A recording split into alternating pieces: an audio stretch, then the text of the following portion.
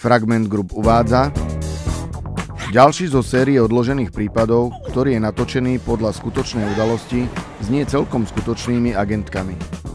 Jednou z agentiek je aj v kolektíve neobľúbená a neakceptovaná, no napriek tomu agentka s najväčším počtom vyriešených prípadov, agentka Anička. Na komisariáte sa rozhodli, že pre zefektívnenie a rýchlosť vyriešenia prípadov bude najlepšie spojiť nespojiteľné. Dve agentky, ktoré vo svojom profile nemajú ani jednu spoločnú vlastnosť.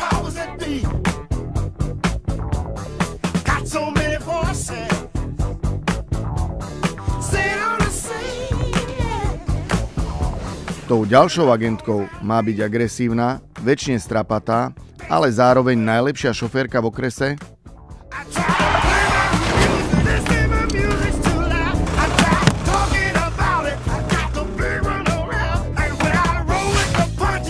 agentka Mária. Mária mala pri riešení prípadov obrovské šťastie. Dokázala úplnou náhodou naraziť na páchateľov. Prvé pracovné stretnutie spôsobilo Aničke stres. Po 14-dennej PN-ke sa mohli pustiť do spoločnej práce. Mária všade, kde mohla, preukazovala svoje schopnosti parkovania, a to štýlom čím bližšie, tým lepšie. Vraj tým šetrí miesto a zároveň leští karosériu.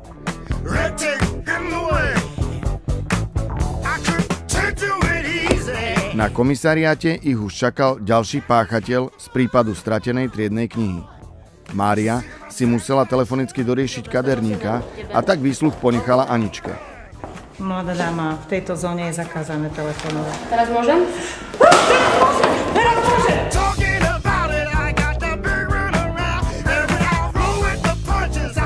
No známe to ESO medzi žiakmi sa odmietal priznať aj napriek množstvu dôkazov.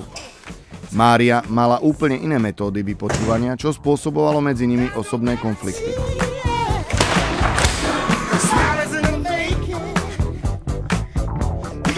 Aj v tomto prípade bol páchateľ prepustený na slobodu.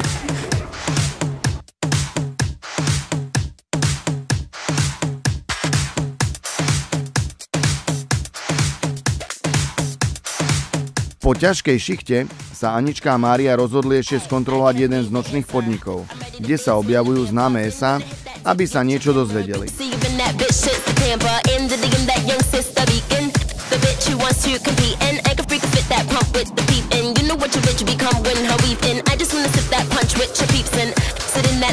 Ich pobyt v týchto typoch podnikov mal rýchly spád.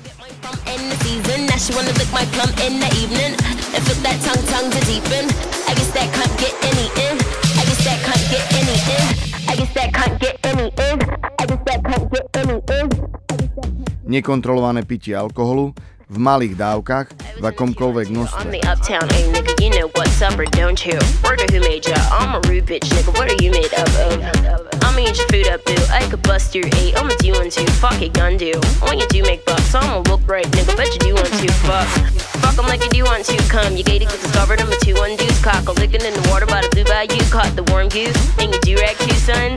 Nigga, you're a Kool-Aid dude, plus your bitch might lick it. Wonder who let you come to 1-2.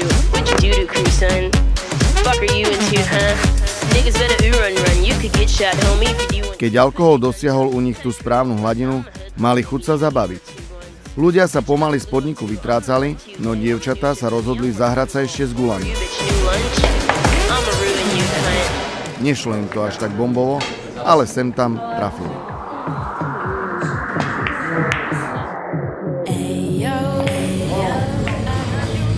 Ešte niečo, alebo úplne neskôr. Ale zabudol sa na čo vôbec koľko.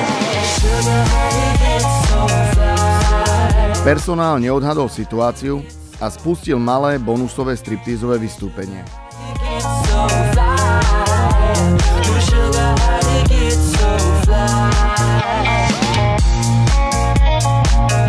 Nebol to najlepší nápad.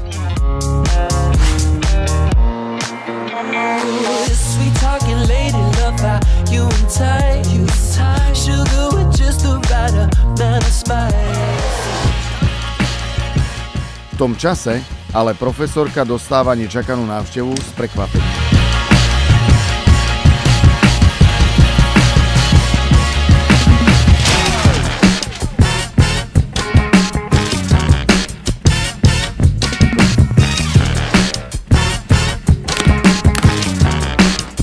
Konečne materiál dorazil a môže sa vrátiť na svoju základňu.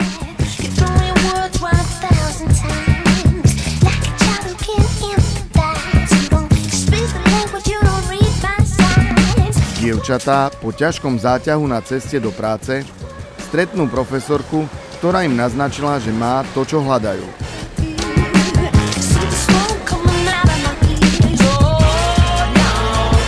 Kým si to ale uvedomili, museli sa prepnúť do športového režimu a začala sa naháňačka.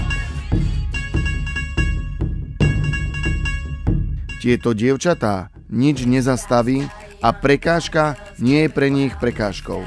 Zdolajú skutočne všetko.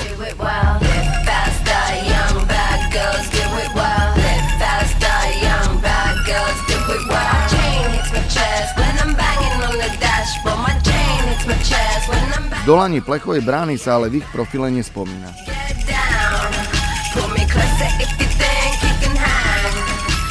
A tak dobiehajú na miesto činu, ale ako to už býva, neskoro.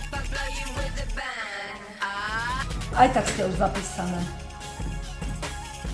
A teraz si ju zapečaťte.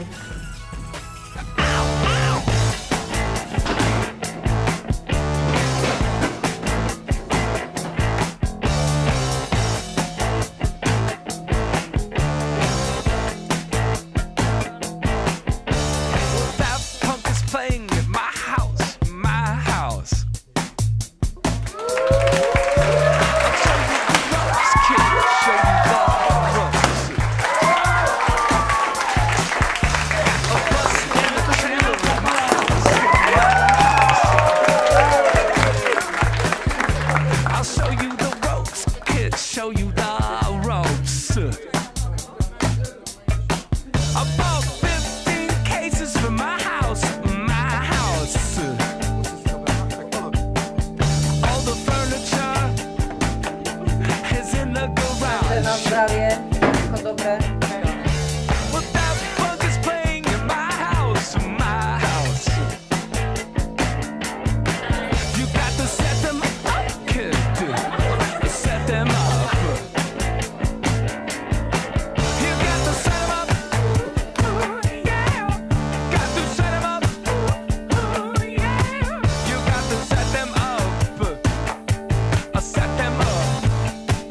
V tomto filme boli použité náhodné udalosti, ktoré viedli k vyriešeniu prípadu.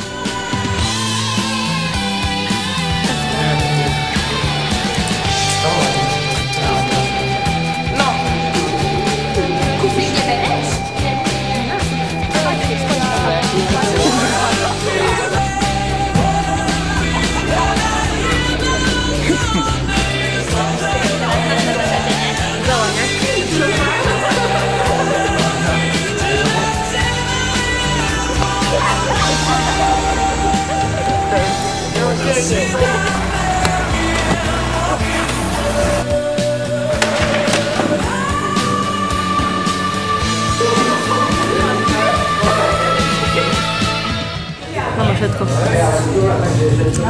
Aby to bolo také trošku vtipné, alebo jak to povedať, aj? Áno, máme všetko.